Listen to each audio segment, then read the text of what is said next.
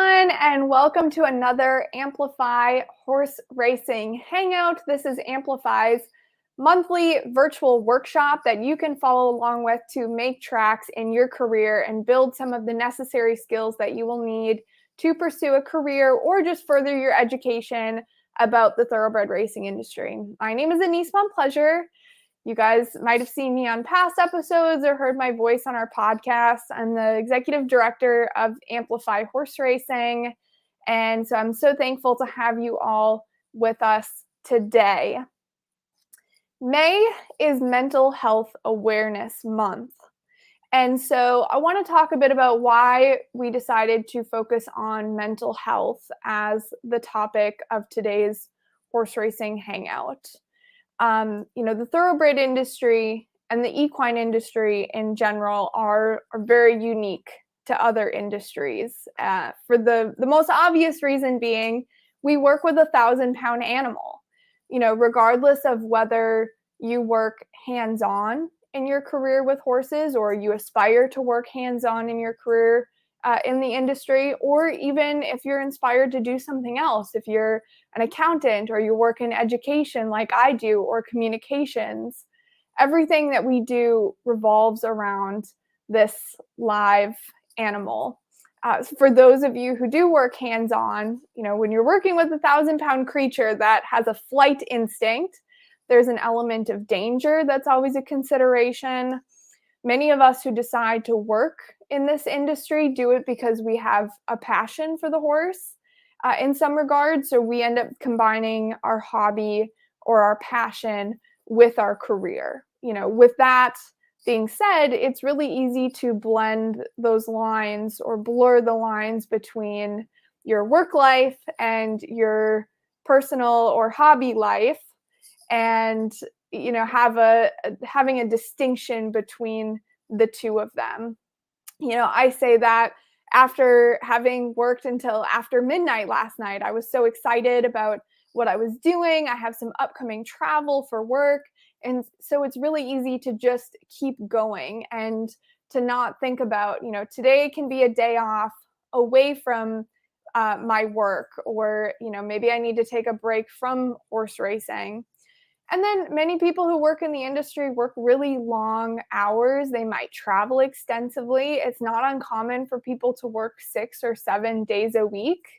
So those are some of the unique variables that we have to deal with in this industry that can have an effect on our mental health. So for any of you out there who have an ambition to pursue a career in the industry or want to be involved in the industry, or perhaps you are an existing thoroughbred industry employee, it's something that I really want all of you to be aware of, to be really cognizant of how mental health can affect you personally and your physical well-being, because that all also affects your work going forward. The dialogue lately in the broader world, I would say, probably since the pandemic or as a result of the pandemic, has become much more open surrounding mental health. And I've had many friends and colleagues in the industry who've started discussing some of their personal challenges. It was actually a friend of mine who really precipitated the hosting of this episode, and she shared, and we had discussed together, many of our friends are starting to feel, an effect of their job on their mental health.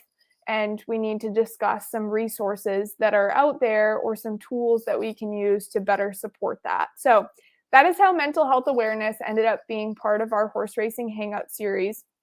So today we're going to dive into why maintaining positive mental health can be a challenge for those in the industry, some solutions and resources and tools that are out there that can help you personally, and also talking about a broader industry discussion and initiatives that are starting to take shape that are going to help the industry on a much wider level when it comes to sharing mental health resources and awareness. So that is where we're at. I'm glad that you're tuning in with us today. And I want to remind you all right off the bat that wherever you're watching from, whether you are on Facebook or Twitter or YouTube, you can comment live on the feed and send in questions and comments for our speakers, and I can actually bring those right up on screen and we will answer them as we go along.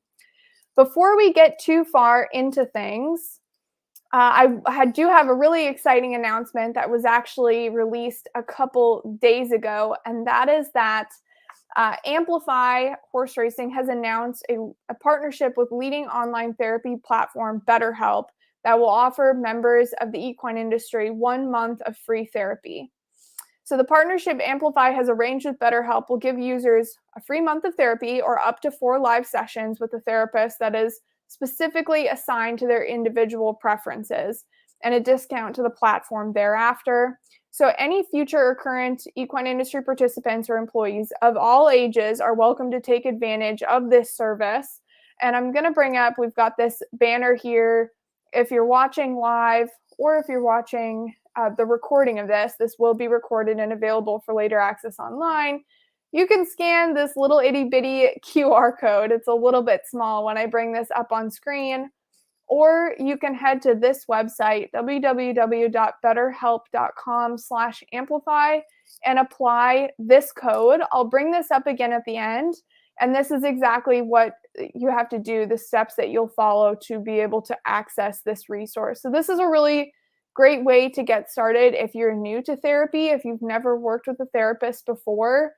You know, having the access to free sessions, being able to do it online, you know, especially if you travel a lot for work, if you have really busy work hours, this might be a little bit easier than trying to schedule an in-person session to get started. And I just want to add, Amplify will not know who is receiving therapy, and we won't have access to users' personal data. So that's a really cool resource that we have. I'm going to, let's see, get my regular graphics back there, and I'll be sure to bring that up at the end as well, so you guys make sure that you've made a note of that. And it's also all over our social media and on our website. So there are many, many ways to access that.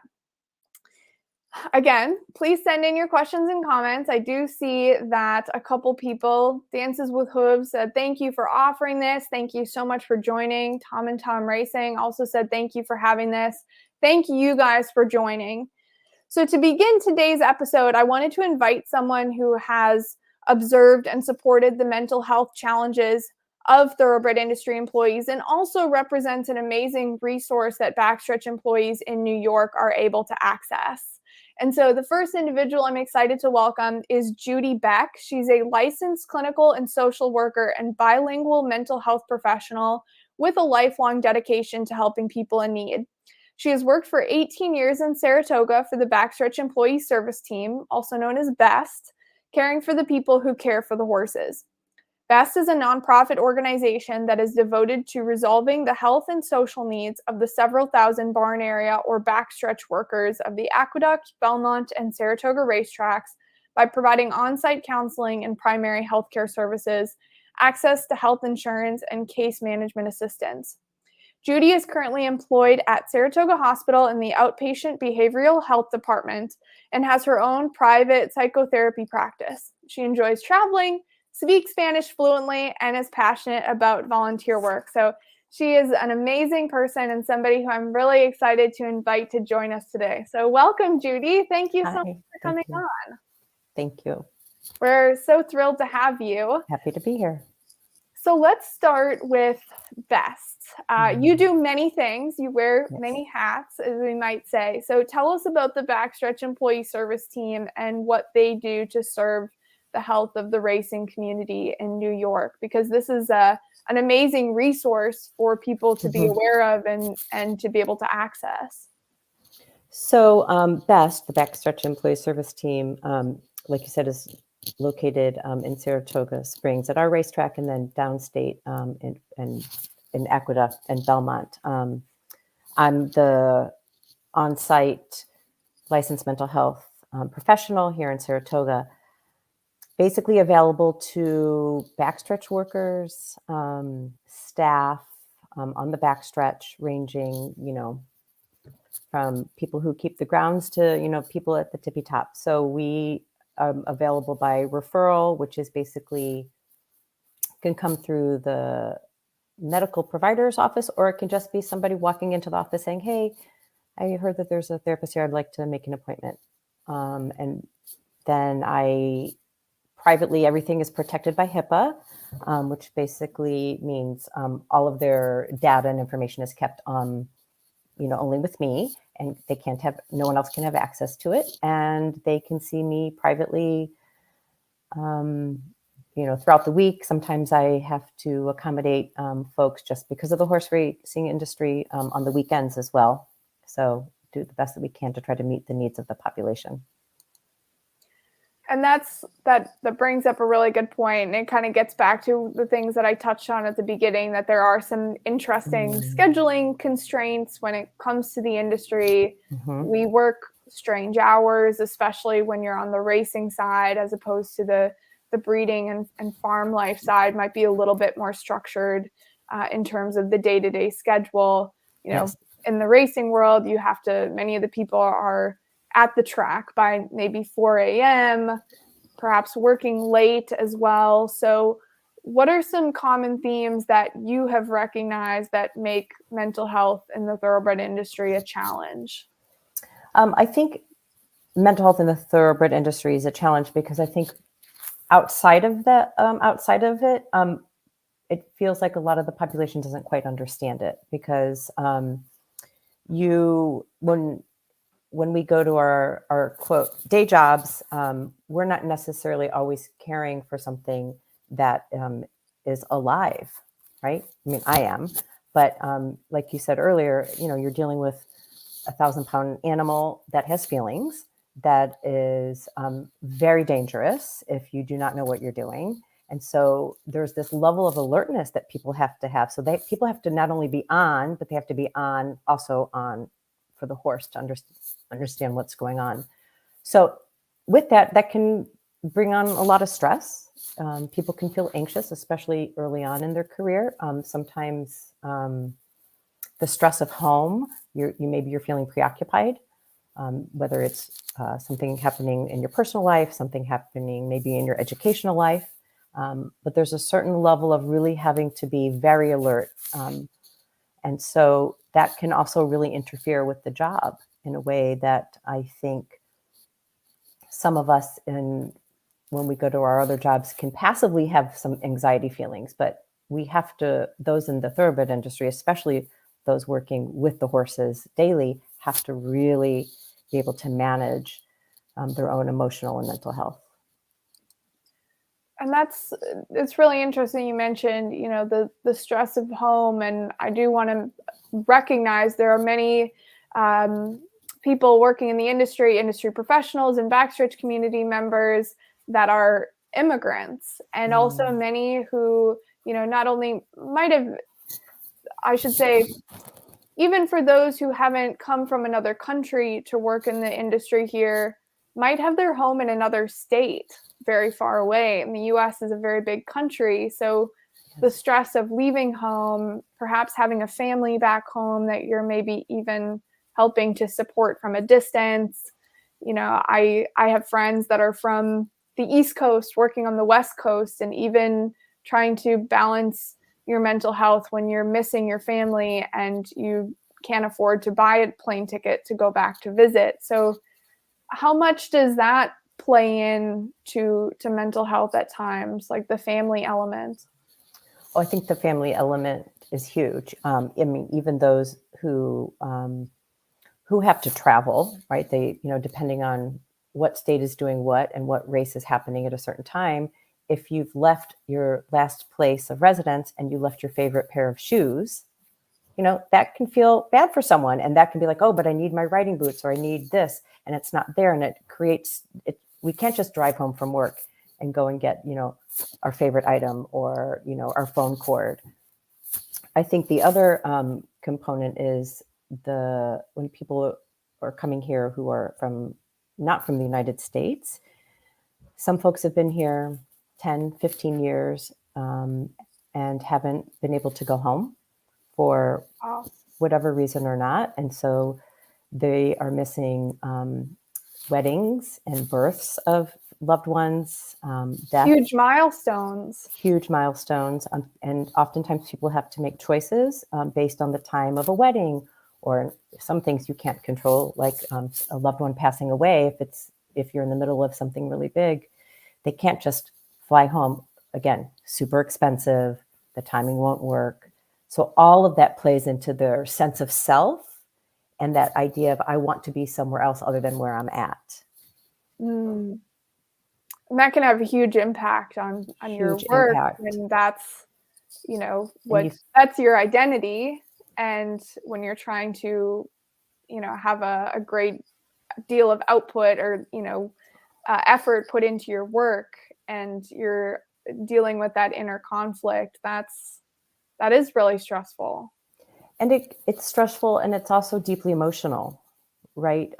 We also don't necessarily think of like stress as it's such a kind of term we use, but it attaches itself to anxiety and deep, deep emotions that people can really feel in their core, and to really have the opportunity to be able to express it. And even if you don't quite have the words to be able to express it, to have somebody who you can talk to can understand that and help join you in that, for so many people is such a huge relief. So that's where I feel like I come in, and that's where my passion really comes in, to really kind of tap into that for folks. We're talking about this a bit off camera before we went live. But I think what you just mentioned touches on the vocabulary around mental health. Like we all have industry jargon depending on what industry we work in. So I have a hard time sometimes explaining thoroughbred industry jargon, but there's a lot of jargon around mental health as well. And sometimes being able to have words for what you're feeling can give somebody a lot of power. So I don't know if I feel like there's a question that should be tied to that, but it's almost hard to put words to that. And how do you go about working with someone to be able to give a vocabulary or like give identity to what they're feeling for them to better understand it? Well, for me, I love what I do. So I think what ends up happening in the dynamic when I'm working with a client, I like to help them name it, find the words that work best for them, because, how I perceive anxiety or how I feel anxiety versus how somebody else feels, it might be something very different, and it may just have different meanings. So sometimes, it's a broad term that makes sense, right? We can say it and people go, oh yeah, I know what you mean. But then to really kind of dig deep and find that vocabulary, the words that work for them, naming it, what that kind of trigger, that sense inside of themselves, or what they think about when they feel it, what they feel when they feel it, that really helps, it helps write that essay, if you will, that internal, emotional, psychosocial essay that we all have inside of us, and to really have a person, a therapist, someone who's really invested in helping you explore that. So I think I hope that answered the question. Yeah, that was a great way of describing it's like trying to pull that into a question. So you put words to that in a really beautiful way. And I want to bring this up from the Backstretch Employee Service Team. We love Judy and are so happy she's part of our Saratoga team, a wealth of knowledge and such a valuable resource for the industry. And so we are really, really thankful to have you with us today. And hello to our friends at Best. Thank you for being such a wonderful resource to the industry and for tuning into this. So, Judy, what are some of the strategies that you utilize with patients that can help with mental health? And maybe by that question, I mean, like when you're working with somebody for the first time, how do you help to build that trust in the relationship and then get into that piece of identifying what needs to be worked on or giving words to what they're feeling? So often it depends on, in many ways, what's in front of me. I sometimes look at it as if anyone has ever received a gigantic, hamburger, cheeseburger, and it's like super stacked and it's really high, and you're like, I'm not really sure how do I how do I eat this? What do I do? Do I have to cut it up? Do I take little bites? Do I break it apart? So I really try very hard to meet the person in front of me where they're at. And over the years, I feel like I've developed the skill to be able to kind of assess how to enter that space with a person. Some people just want to jump right in, which is great. I can do that too. But sometimes it takes time. People have had good experiences, bad experiences. Lots of folks come because they have a history of trauma, social anxiety, whatever the case may be, just to really, really meet somebody where they're at and to introduce a dialogue that way to start, trying to find the right way to ask questions, just being human, being in front of them and having them feel like they can connect with you. Because once that connection is made, it's pretty fantastic and hard, right? Yeah. Even things that are hard can also be fantastic. So even when someone is tearful or really, really struggling with something, there's beauty in that. And to be able to get them to a different place and greater understanding of themselves, and to know that there are people there who actually care. Yeah. Which is what I feel, I feel like they should have a best on every racetrack in every state, in every country, in every province, because I think it's really important that folks have access, and they have easy access. In particular, the hours, I think, are crucial. Mm-hmm. Absolutely. And it's something, working on your mental health takes time. It's not like you can just go in once and expect like, ta-da, it's all done. Spoken to this person. It's done. It's building trust with your therapist, feeling comfortable to be able to open up. I can say I'm very comfortable in saying I've had a therapy journey personally. I know many friends who have, and it's something that mental health has ebbs and flows over time. It's not like you just get to a point where you're like, okay, I'm good now.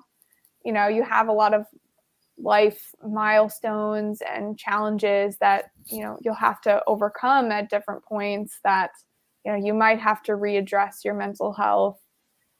And so, would you have any basic recommendations or techniques for viewers on a day-to-day basis that can help to maintain positive and healthy mental health? And I'm thinking of, daily things that we could almost implement into a routine that would be really helpful. So I have two things I like to say to kind of keep it simple. I wish we all had a pause button as a tattoo on like our wrist or like on our neck, so that we could actually, in the moments when we have to press pause, we can.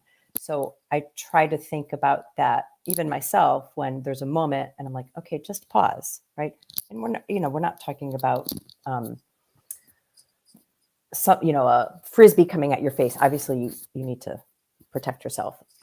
So thinking about taking just a second or two and pausing, and then going forward with what you want to say or what you want to do. Obviously, when you're dealing with a 1,000-pound animal, that sometimes can be really hard because, like I said, you have to always be on. But in other moments, maybe when you're not on, I think about people really utilizing their senses as much as they can.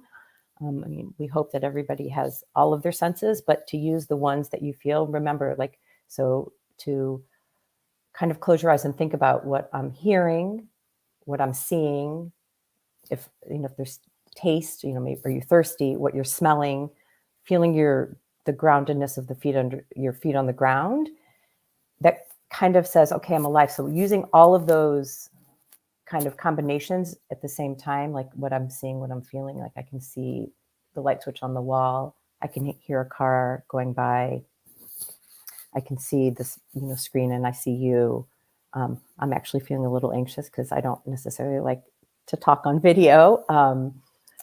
And I am a little thirsty. So that kind of says, okay, I'm human. And it takes away that intense urge of absolutely feeling like I'm super stressed out. I don't really know what to do. So bringing ourselves back to our basics, being grounded. Think about, I say pressing pause. I wish we all could have a pause button on our wrist or our neck. Using our five senses to keep ourselves in the moment, because we all have a tendency to go forward really, really fast and overthink and try to plan out, exactly what the next thing is going to be. And sometimes we can't. Mm-hmm. Does that make sense? Yes, it absolutely does. It made me think of a couple different things. Like there was a funny quote that I read the other day, and I can't even repeat it because I don't remember it in enough detail, but it was highlighting how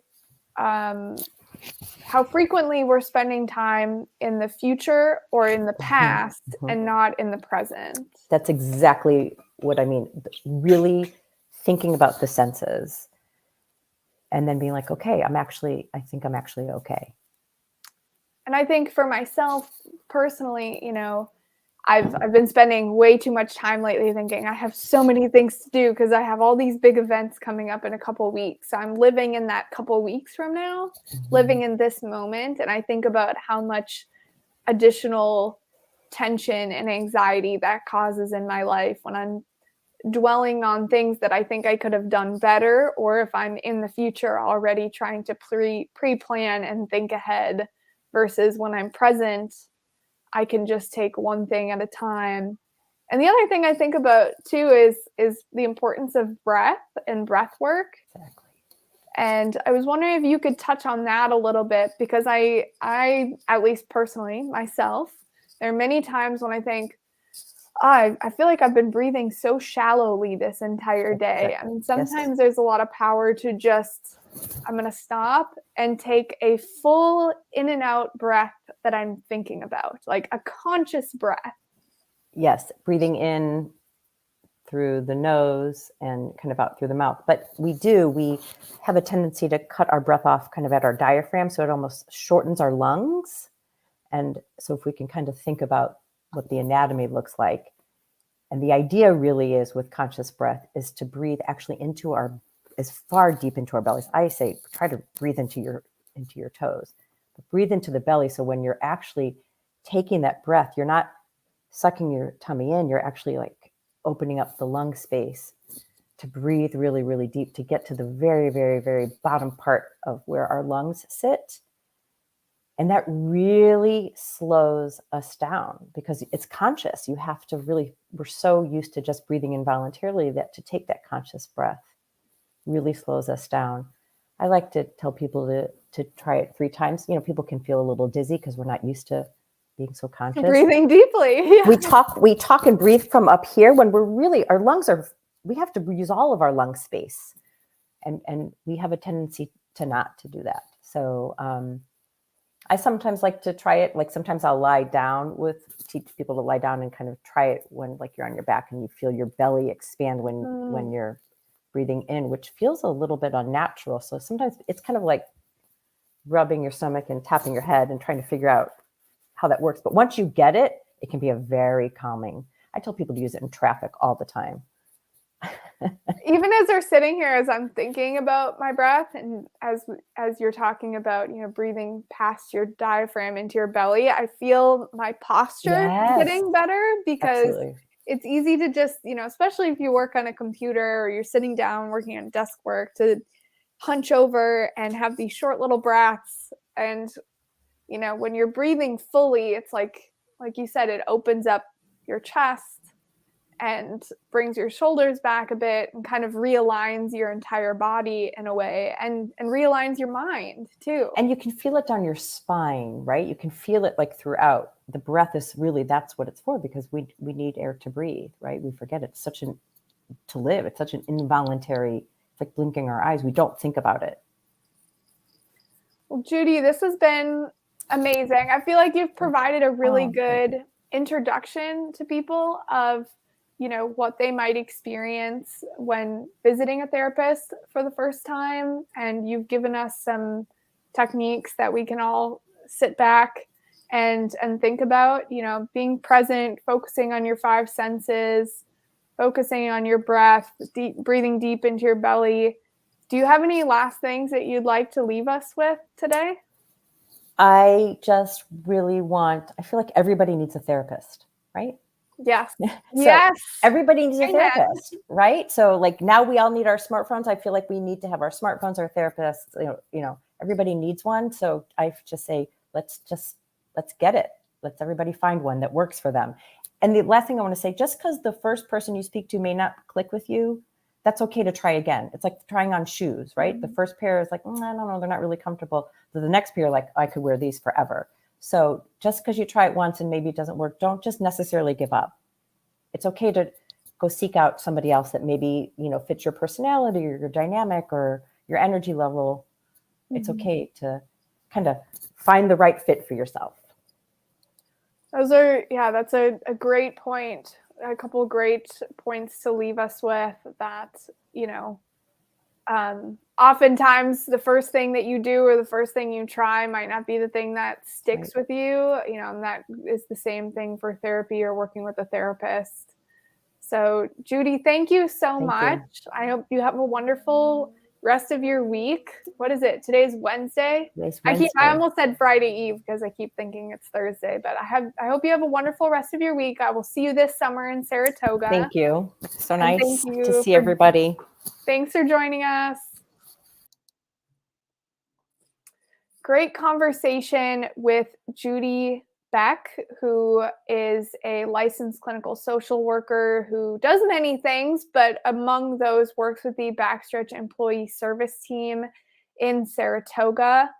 It was a really beautiful conversation. Like we kind of wrapped up with, I think that was a great introduction to someone who might be really new to therapy and might not have gone through that journey of what you're going to encounter when you first start speaking with someone. Judy had a good analogy of you've got this giant double, triple stack burger. How do you get through all of that, one bite at a time? And it might take several tries or visiting a couple different therapists. But, just keep in mind, we do work with some really unique constraints in the industry based on the fact that we are working with an animal, some of those long hours. And so she did a really nice job of highlighting all of that. And, I do not have a comprehensive list of all the different tracks that have resources such as Best. As Judy mentioned, they do serve the community at Aqueduct, Saratoga, and Belmont. So if you're working in New York or plan to work in New York, that is something really important to keep in mind. The chaplaincies at many tracks have spiritual and emotional resources that you can turn to that in some cases include mental health. I am aware of some resources in Kentucky and Florida. And, I think that our next guest is also going to speak to some of the existing resources that are out there and some of the amazing work that her organization is piloting and spearheading in the industry. So yesterday, the Jockeys Guild and the Horse Racing Integrity and Safety Authority, or HISA, hosted a symposium at Keeneland to bring the critical issue of jockey mental health to the forefront and generate discussion on how the thoroughbred industry can work together to advance the mental health and wellness of jockeys across the country. The symposium's keynote address was delivered by former NFL player Randy Grimes, who in his retirement from football has traveled the country to advocate for substance abuse counseling and share the story of his past addiction to prescription drugs. Retired jockey and author of Riding for Freedom, Eurico Rosa da Silva, also spoke on his lifelong struggles with mental wellness and his goal of helping others, particularly other jockeys, overcome similar difficulties off the track. Following Grimes and da Silva's remarks, FGS Global shared the results of an anonymous survey of jockeys recently conducted to evaluate jockeys' mental wellness needs and determine the kinds of resources and support services that would be most impactful in strengthening their overall health and well-being. 230 jockeys across the country responded to the survey. And so just to discuss that symposium and the findings of the jockey mental health research, I've invited Mindy Coleman, counsel for the Jockeys Guild, which is the organization representing thoroughbred and quarter horse jockeys racing in the United States. The Guild was founded in May of 1940 to provide benefits, serve as the voice for jockeys in the racing industry, represent jockeys throughout the country, and to monitor developments in local, state, and federal laws affecting the racing industry, and in particular, jockeys. Mindy became the in-house counsel for the Jockeys Guild in 2009, and through that, she's able to combine her career with her passion for the sport of horse racing. We touched on that a little bit, how many of us are very passionate about what we do. We truly love our jobs, and I can attest to the fact that I know Mindy is very passionate about this industry. And when not working in the office or at the races, she can be found spending time with friends at sporting events, watching polo matches, woo, my new favorite sport aside from racing, and exploring new places and volunteering for charitable industry organizations. So welcome, Mindy Coleman. Thank you so much for joining. Thank you for having me. This is such an amazing topic, and I'm really glad that we're being able to discuss something so important, but having a conversation about it where we can start making people realize it is okay for us to be able to talk, and it's okay not to be okay, and know that you need somebody. So I greatly appreciate you having us here to have this discussion. Yeah, thank you so much for joining, because you guys are really at the forefront of a lot of these mental health initiatives. I was able to attend the aforementioned symposium yesterday, and it was beautifully well done. The speakers were very impactful. The research that was presented is something that's going to be so valuable in developing further resources and initiatives in the industry. So to start, how did the idea for that symposium arise?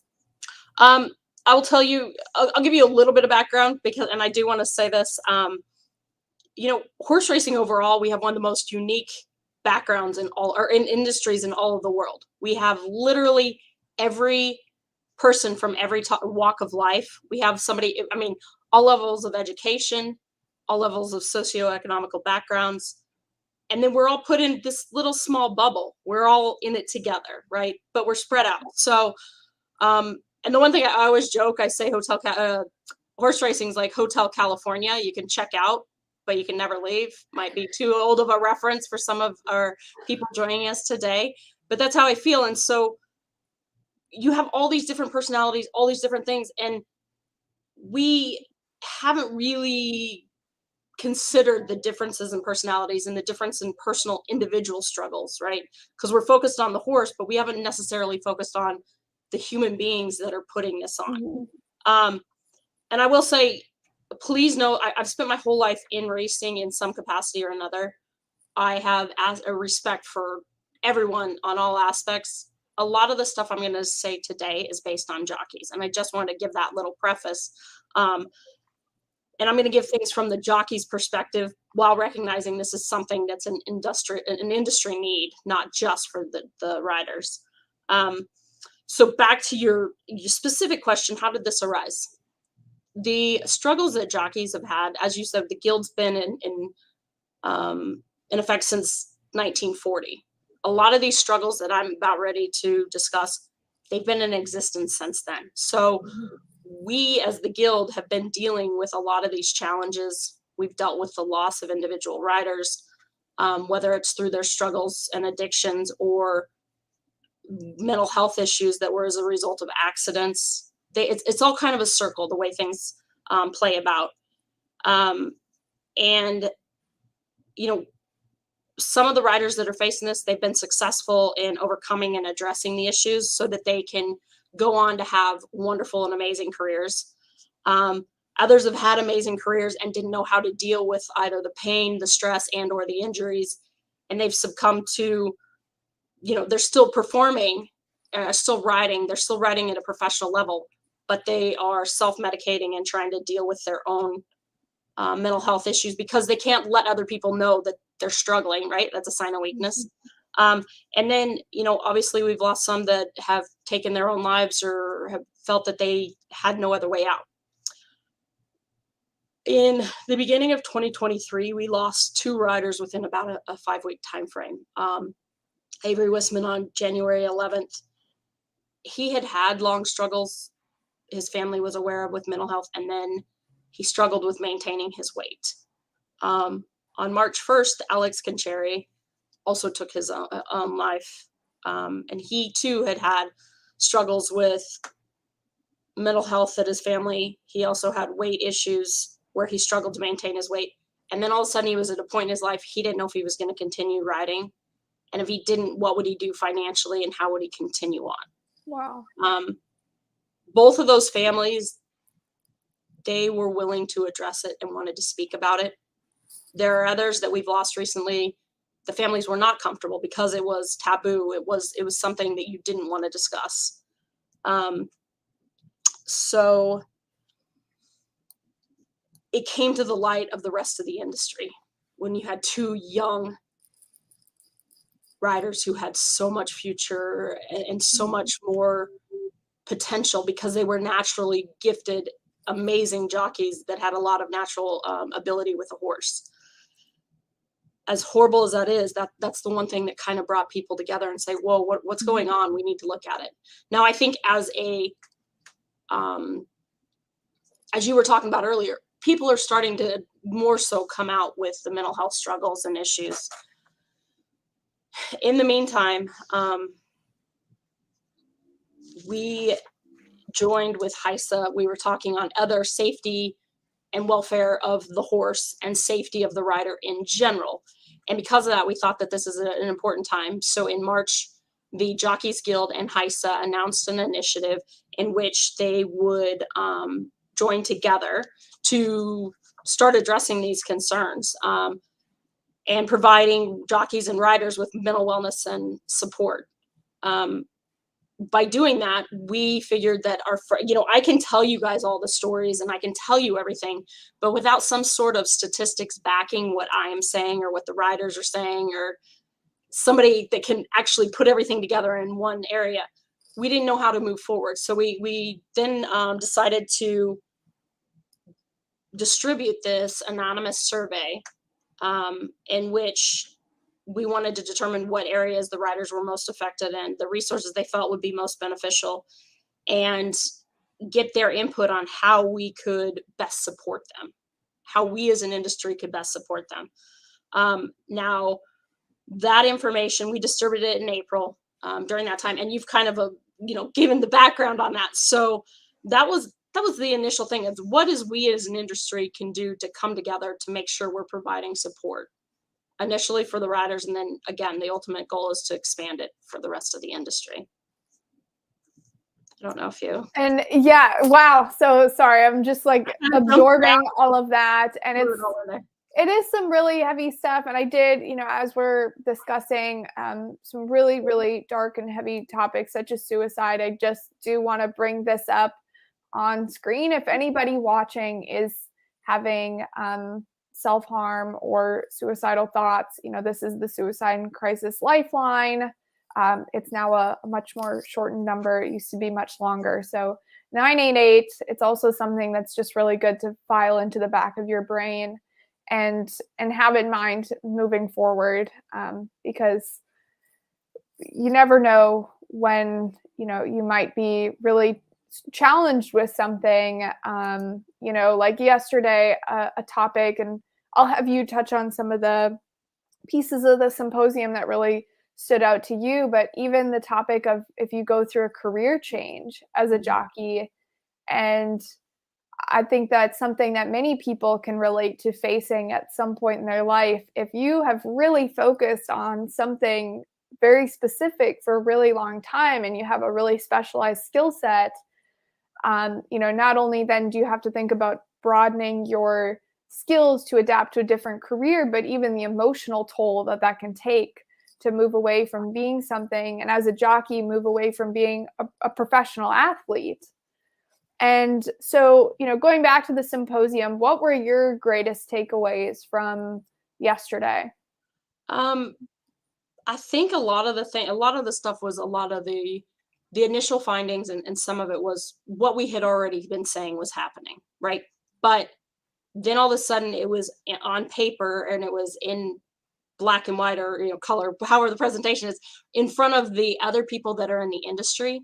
Because here's the reality, like, I'm part of the industry. I've been a part of my whole life. There are people that have literally been a part of the industry their whole lives. But just like other aspects, you don't always think about what that other person next to you is facing or dealing with. And I guess that's the one thing, the mental health that jockeys focus on, it's a lot of it's depression, addiction, nutrition, scale of weights. People don't think about whether it's the bettors, the owners, the trainers, there's a money basis, whatever the reason is. The reality is the dangers of riding on 1,000-pound animal going 30 miles an hour plus miles an hour with an ambulance following you as you do your job, coupled with the fact on average there's 2 jockeys paralyzed every year and 2 jockeys killed every year. That's an average that since we've been collecting the data, 1940. Then the other thing, you're combined with the criticism. So the minute you finish your job, I mean, think about this. If every single day that I got done, I mean, even, every single hour, because think about this, they're riding 2 and 3 races an hour and could be riding 10 races a day. Every time you get done, you could be potentially criticized. You could be potentially hired and fired.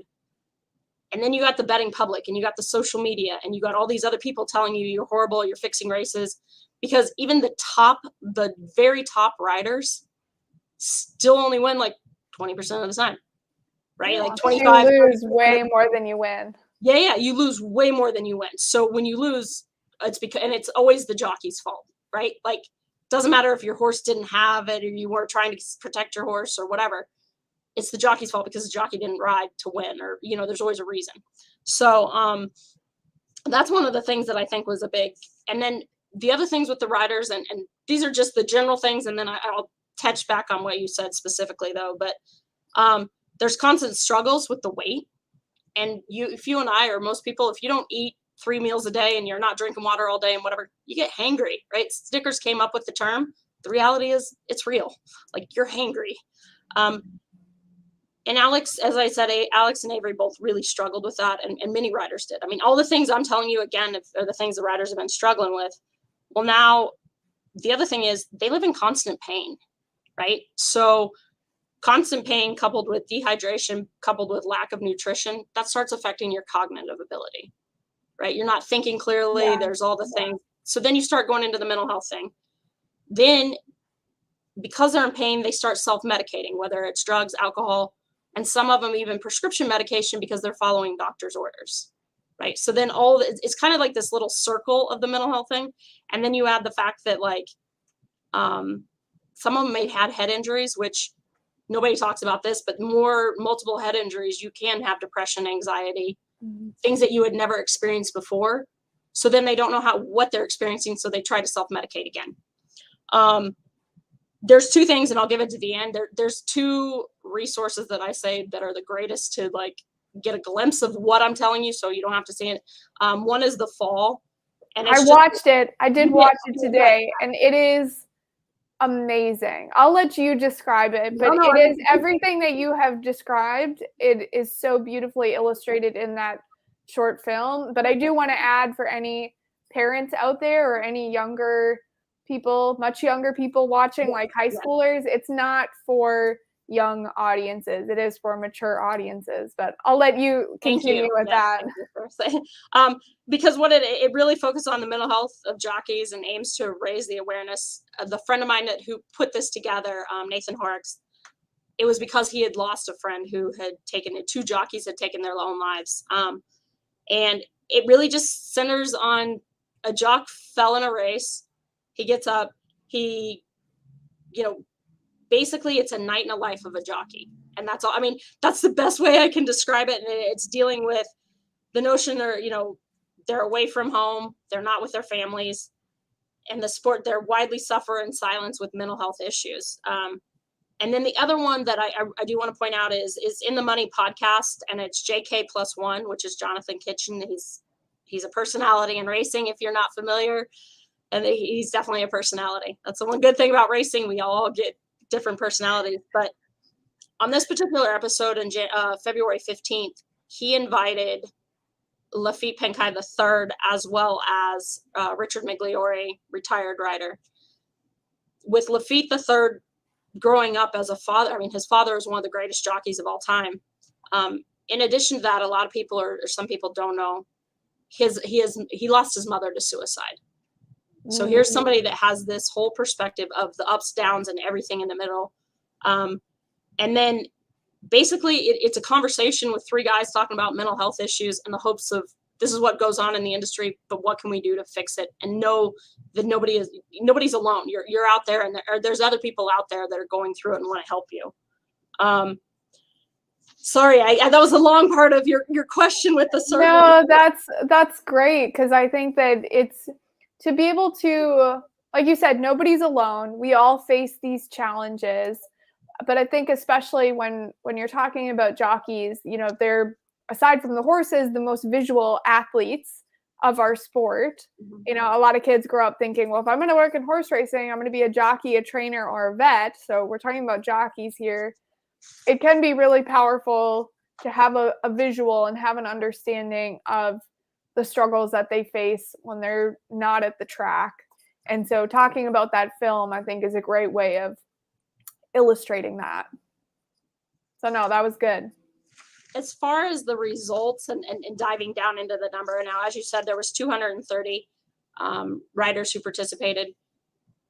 There's approximately 1,200 jockeys people who are licensed jockeys. Those aren't the guys. I mean, there's probably 700 to 800 that are full-time regularly riding, where I would say more than 100 mounts a year. So the 230, we thought, given the short period of time, that was a good class and a good number of people that were evaluated and provided their insight. Now, of that, the vast majority, at least a third, said they had challenges in their daily lives due to feelings of sadness, depression, and anxiety. That's kind of a large number, I mean, when you're thinking about it. Now, as somebody asked, well, we all do, right? Like, I mean, as Judy was saying, she had anxiety about being on here speaking. Like, there's things, like, we all face those. And they feel those kind of feelings. But then when you couple it with the other in the setting or couple it with what I was explaining earlier, that's a lot. And it starts adding up. Now, 1 in 10 rate their mental health as poor. And that's extremely poor. Only half say it's excellent.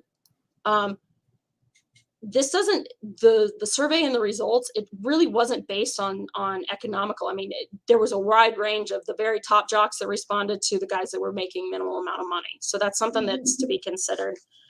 The 93%, though, are concerned about financial stability and providing for their families because of that threat I was saying earlier, that they're worried about being hired and fired every single day and every single race. There's a lack of financial security, making weight, the pressure to win, and the lack of a viable, livable wage were the biggest pressures they felt like they faced. But a lot of them, the reason they knew they had something, but they didn't seek help because they felt that the stigma, and then they were worried that it would show a sign of weakness.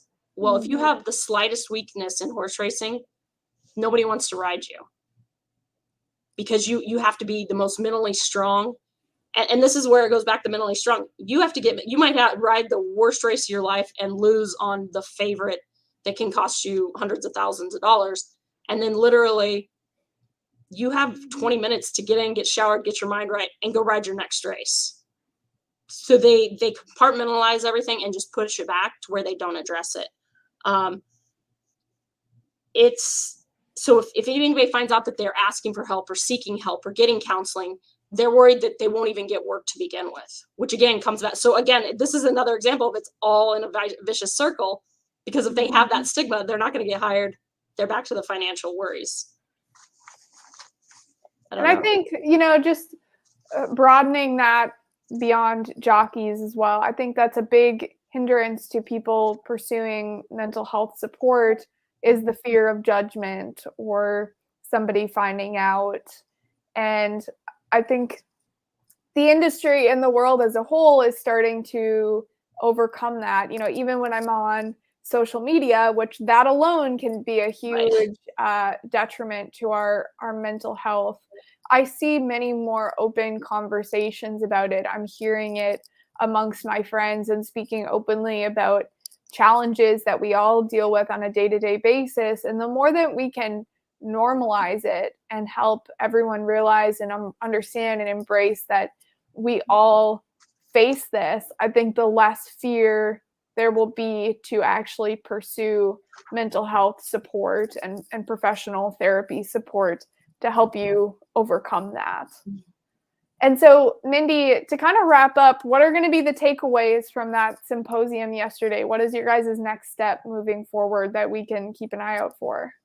I think one of the big things that the jockeys responded in their thing, potential resources they were most interested in were nutritional support for their weight, because again, weight is a major issue.